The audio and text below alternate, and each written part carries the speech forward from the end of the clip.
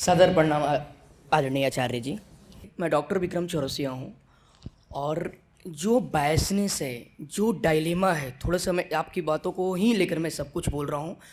आज India versus Bharat में जो बढ़ती गैप है, इस सबको थोड़े से मैं इस पर आऊँगा सर। इससे पहले मैं ये बात ही पूछना चाह रहा हूँ कि आज युवा जो है, हाँ, जो किसी भी राष्ट्र के निर्माण में युवाओं की प्रमुख भूमिका होती है, चाहे वो कोई भी राष्ट्र हो, लेकिन आज युवाओं को कहीं ना कहीं उपेक्षित किया जाता है। वो चाहे रीजन जो भी हो, उसके उम्र को देखकर या उसकी नॉलेज को देखकर।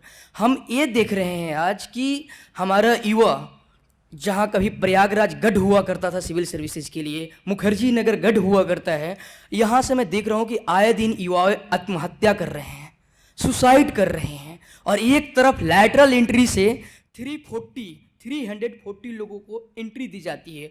और एक युवा है जो अपने स्कूल टाइम से तीसरी चौथी क्लास से स्लम्स के बच्चों के लिए, जब वो खुद अपने से कपड़े नहीं पहन पाता था, पैंट नहीं पहन पाता था, तो वो जाकर स्लम में और अनाथालयों में काम करता था, उनको सेवा देता था। और देते देते उसको लगा कि नहीं, एक यूपीएससी ऐसा प्लेटफॉर्म है, एक ऐसे प्लेटफॉर्म पर पहुंचा जहां हम उस सोसाइटी को, वो जो डिप्राइव्ड सेक्शन है, उसके बीच तक पहुंच से आए। लेकिन यहाँ इंडिया वर्सेज भारत में हिंदी वर्सेज इंग्लिश मीडियम भी है, और इसके पीछे बहुत बड़ा गैप है, जो हम कह सकते हैं एक ओवर न्यूट्रिशन से परेशान है और एक मॉल न्यूट्रिशन से परेशान है।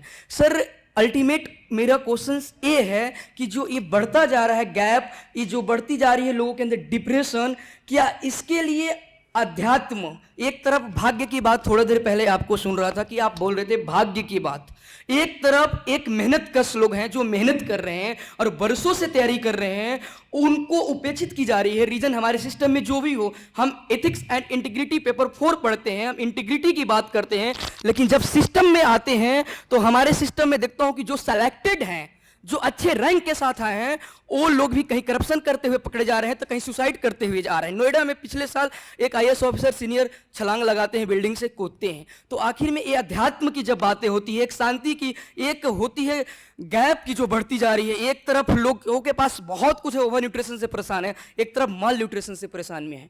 तो आखिर में इसका सॉल्यूशन, इसको किस अध्यात्म से हम जोड़ना चाहेंगे, कैसे इंटरलिंक करेंगे? हमने पिछले लास्ट 6 ईयर से स्लम्स के लिए, स्लम्स के बच्चों के लिए हमारी आपकी पाठशाला मैंने स्टार्ट किया। वहां जब मैं जाता हूं, जब अपने ही जो प्रिपरेशन यूपीएससी के बंदे कर रहे हैं, मैं देखता हूं हिंदी मीडियम वाले बड़ा इमोशनल होते हैं, वो आते हैं, साथ देते हैं। वही इंग्लिश मीडियम वाले, जिनकी अच्छी सोशलाइजेशन, अच्छी खासी उनके अंदर उनकी फैमिली बैकग्राउंड अच्छे होते हैं, अच्छे उनको सब कुछ, वहां वो जाना नहीं चाहते हैं। और उन बच्चों को देखते भी 1-2 दिन तो वो कहते हैं उसकी नाक बह रही है, तो उसके कपड़े सही नहीं है, मैं वहां नहीं जा सकता, तुम हॉल में इसकी क्लास को कराओ।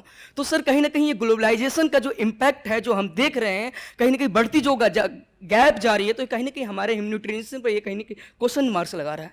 तो जहाँ आपकी बातें को सुना, सर लोग इन लोगों की बातों को सुना, और मैं पिछले कुछ समय से आपको ही मैं सुन रहा हूँ। सर, यही मेरा सवाल है। हिंदी मीडियम वाला हिंदी मीडियम में इसलिए गया क्योंकि परिस्थितियां ऐसी थीं। इंग्लिश मीडियम वाला इंग्लिश मीडियम में इसलिए गया क्योंकि परिस्थितियां ऐसी थीं। न एक दूसरे से बेहतर है, न एक दूसरे से कमज़ोर है। ठीक है, जो जिस हालत में रहेगा वो उसी हालत में परेशान रहेगा अगर उसने समझे बिना कदम उठा दिया है। किसी को आत्महत्या इसलिए करनी पड़ेगी कि वो जिस काम में निकला था उसको सफलता नहीं मिली, और कोई जीवन भर डिप्रेशन में इसलिए रहेगा क्योंकि जो काम वो करना चाहता था उसमें वो सफल हो गया। तो इसमें बात न इंडिया की है न भारत की है, बात आदमी के भीतर बैठे मूल अज्ञान की है। जब इंसान जानता ही नहीं कि वो कौन है और उसे क्या करना चाहिए, तो दुख भोगेगा। और कहीं भी कोई भी दुख भोग रहा हो, उसकी वजह उसके भीतर का अज्ञान ही होती है। बाहर की स्थितियां बहुत प्रतिकूल हो सकती हैं, पीड़ादायक हो सकती हैं, लेकिन भीतर के दुख के जिम्मेदार तो हम खुद ही होते हैं। इसीलिए आप सामाजिक तल पर कितनी भी नारेबाजी कर लें, कितनी भी क्रांतियां कर लेना चाहें, उससे कोई मूलभूत परिवर्तन आता नहीं है। आप पूछ रहे हैं क्या अध्यात्म के पास इसका कोई समाधान है? सिर्फ अध्यात्म ही समाधान है, उसके अलावा कोई समाधान नहीं होता है। हम सोचते हैं कि शायद व्यवस्था में परिवर्तन करने से कुछ हो जाएगा। अरे व्यवस्था भी तो आदमी के दिमाग से ही निकल रही है ना। जब वो दिमाग ही बेहोश है तो बेहोशी में वो एक व्यवस्था बनाए चाहे दूसरी व्यवस्था बनाए, फर्क क्या पड़ना है?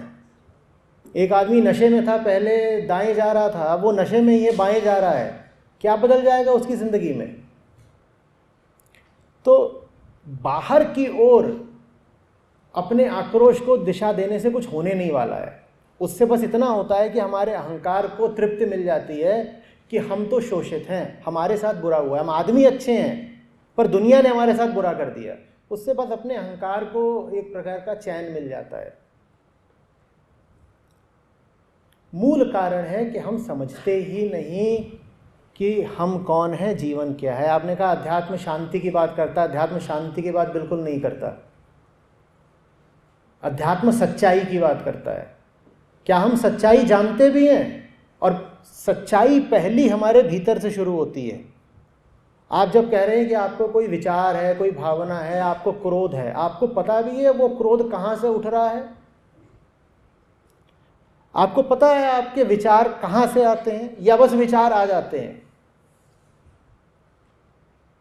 आपको किसी चीज़ की कामना आ जाती है, कोई चाहत, क्या आपने चाहा था कि वो चाहत आपको आए?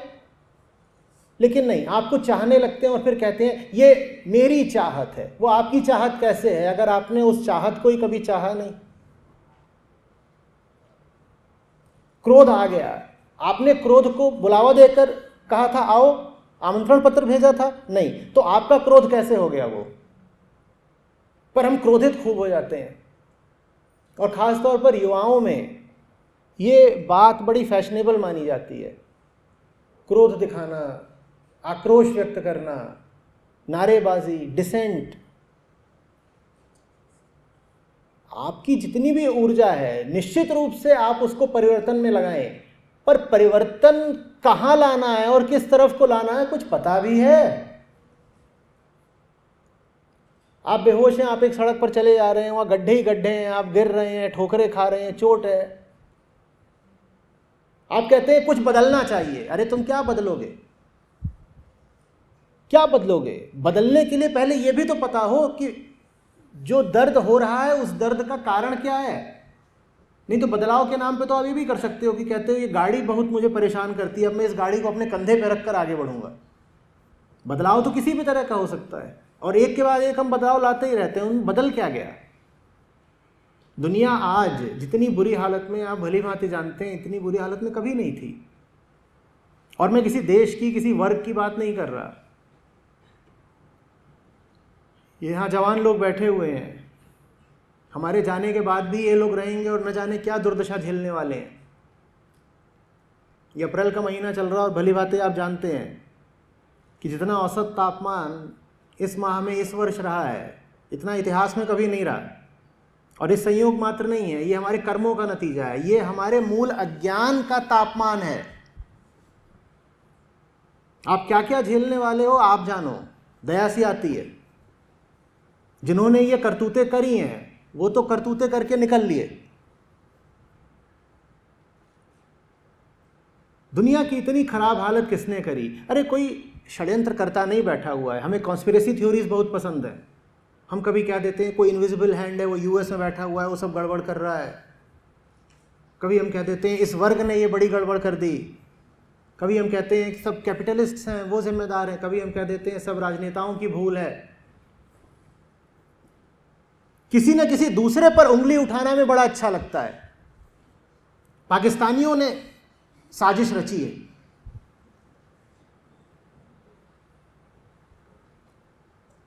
कहीं किसी के घर चोरी हो जाए, बांग्लादेशी होगा। दिल्ली में आजकल ये नया है, कुछ भी हो जाए बांग्लादेशी होगा। हो भी सकता है बांग्लादेशी, में इनकार नहीं करता, पर सबसे पहले आपको यही ख्याल क्यों आता है?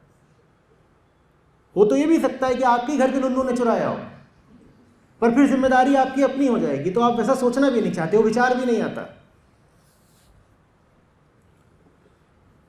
अगर कोई साजिश कर रहा है हमारे खिलाफ तो वो हमारे भीतर का अंधेरा है, और जब तक आप उस अंधेरे को नहीं हटाते आपको सुविधापूर्वक बाहर कोई ना कोई मिलता रहेगा नारेबाजी करने के लिए। वो नारेबाजी आपको बस एक विद्रोही घोषित कर देती है, और विद्रोही घोषित होने में बड़ा अहंकार है। मैं कौन हूं? I am the rebel. सब बुरे हैं, मैं अच्छा हूं। सब कमजोर है, डरपोक है, इनमें हिम्मत नहीं थी। बस एक उठी और तनी हुई मुट्ठी मेरी है। क्या मिलेगा? हम समझे तो बात को। और मैं बिल्कुल चाहता हूं विद्रोह हो, पर मैं चाहता हूं अंधा विद्रोह ना हो। विद्रोह की आवश्यकता तो निश्चित रूप से है, पर विद्रोह की दिशा भीतरी होनी चाहिए। पहली लड़ाई हमें अपने खिलाफ लड़नी है, और अहंकार को वही लड़ाई सबसे ज्यादा नापसंद है। वो सबसे लड़ सकता है, स्वयं से नहीं लड़ना चाहता। और जरूरत सबसे पहले यही है कि खुद से लड़ो, खुद को हराओ। ये जिसको तुम मैं बोलते हो, ये मैं है ही नहीं, ये कोई पराई चीज है जो मैं बन बैठी है। इसको निकाल बाहर करो अपने घर से। वो लड़ाई हम लड़ना नहीं चाहते। मैं चाहता हूं हम वो लड़ाई लड़ें। यहां आपने मुझे आमंत्रित किया है, आप सबसे अनुरोध है मेरा, जरूर लड़े लड़ाई, लेकिन सही लड़े लड़ाई। अपने खिलाफ लड़ना शुरू करो। आज का युग आपको बताता है कि आप तो ठीक ही हो। आप ठीक ही हो माने आपकी सारी कामनाएं ठीक हैं। चुनौती ये नहीं है कि खुद को परास्त करना है, अब चुनौती ये है आज के युग के अनुसार कि अपनी कामनाओं को कैसे पूरा करना है। और ये बहुत बड़ी भूल है। आपसे कहा जाता है कि सबको अपनी इच्छा अनुसार जीवन जीने का हक है। अरे जब वो इच्छा आपकी अपनी है ही नहीं तो वैसे जियोगे तो पा क्या लोगे? वो पराई इच्छा है जिसको आपने अपना मान लिया है। यही कहते हो ना तुम लोग। जवान पीढ़ी को तो बहुत शौक है ये कहने का, मैं अपने हिसाब से चलता हूं, माई लाइफ माई रूल्स। भाई मेरी मर्जी है, मैं तो ऐसे ही करती हूं। मैं भी चाहता हूं कि हम सब अपनी मर्जी पर चलें, पर अपनी मर्जी सर्वप्रथम अपनी होनी तो चाहिए। कुछ होश भी है, किसकी मर्जी को आत्मसात करे बैठे हो। पता भी है कि बेहोशी में कौन आकर अपने स्वार्थों को आपकी मर्जी बना गया।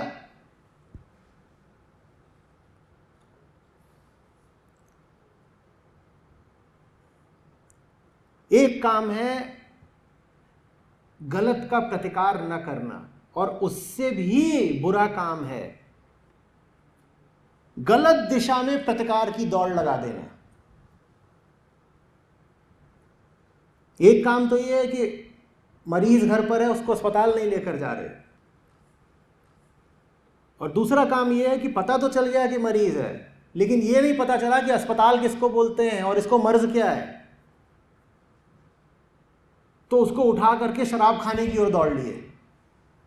इससे बेहतर तो यह था कि कहीं को न जाते, उसे घर पे ही पड़ा रहने देते। आप जो समाधान लेकर के आते हैं वो समस्या के अज्ञान से उठता समाधान है।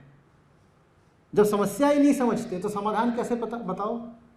और अगर समस्या समझ जाओ तो क्या पता समाधान अति सरल हो।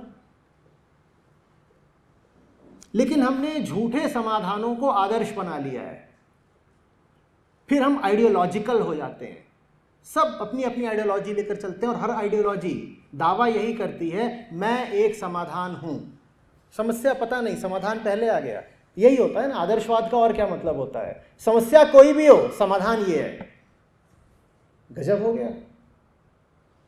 जैसे कि कोई चिकित्सक बोले रोग कोई भी हो, प्रिस्क्रिप्शन ये रहा।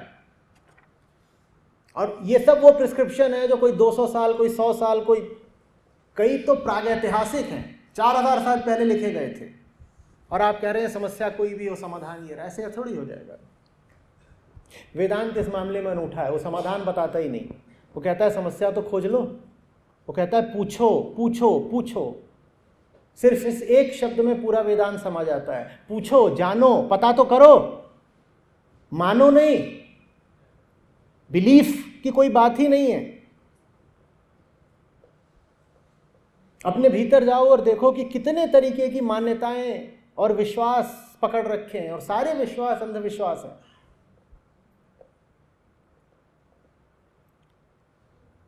समझ में आ रही है बात?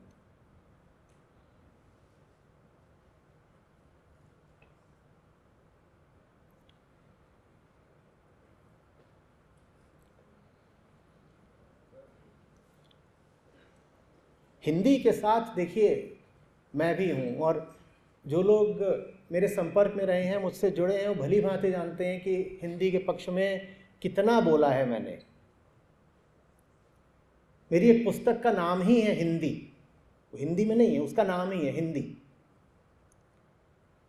लेकिन बात यह है कि जो हिंदी वाले भी हैं, उन्होंने कहाँ हिंदी का स्वेच्छा से चयन करा है। ठीक वैसे जैसे वो जो दूसरी चीज़ है जो मेरे हृदय के बहुत निकट है, शुद्ध शाकाहार। जो आज शुद्ध शाकाहारी भी हैं, उन्होंने कहाँ बोधपूर्वक शाकाहार का चयन किया है। जो हिंदी बोल रहे हैं वो इसलिए बोल रहे हैं क्योंकि उत्तर प्रदेश में पैदा हुए थे। जो शाकाहारी हैं वो इसलिए शाकाहारी हैं कि ब्राह्मण बनिया या जैन घर में पैदा हुए थे। तो इनको मैं कैसे कोई श्रेय दे दूं? हिंदी वाला मैं उसको मानूंगा ना जिसके सामने विकल्प था अंग्रेजी का भी। उसने स्वेच्छापूर्वक हिंदी का चयन किया, उसने कहा तब मैं मानूं हिंदी वाला है। असली शाकाहारी मैं उसको मानूं ना जिसने अपनी धार्मिक मान्यताओं के कारण नहीं, अपने बोध के कारण शाकाहार का चयन किया।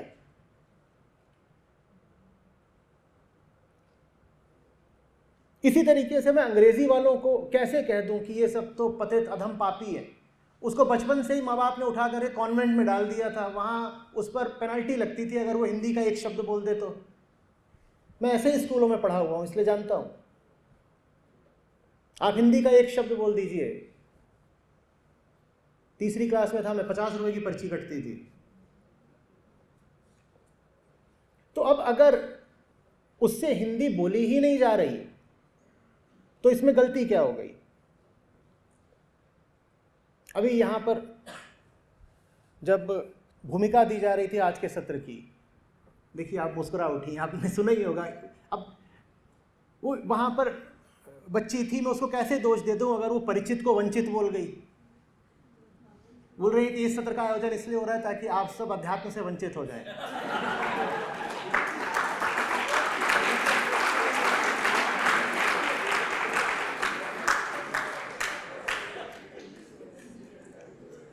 उसकी गलती ही नहीं है ना, क्या गलती बेचारी की? और जो लोग शुद्ध हिंदी बोल रहे हैं, उन्होंने शुद्ध हिंदी इसलिए नहीं सीखी है कि उनको नागार्जुन से या धूमिल से या निराला से प्रेम था। उन्होंने शुद्ध हिंदी इसलिए सीखी है क्योंकि घर में वही चलती थी। तो उन्हें मैं इस बात के लिए क्या श्रेय, क्या क्रेडिट दे दूं? बोध चाहिए। हमारा जो कुछ भी होता है हमारे अज्ञान से होता है, हमारी परिस्थितियों से होता है। परिस्थितियों पर चलने वाला आदमी नहीं चाहिए, आत्मा पर चलने वाला मनुष्य चाहिए।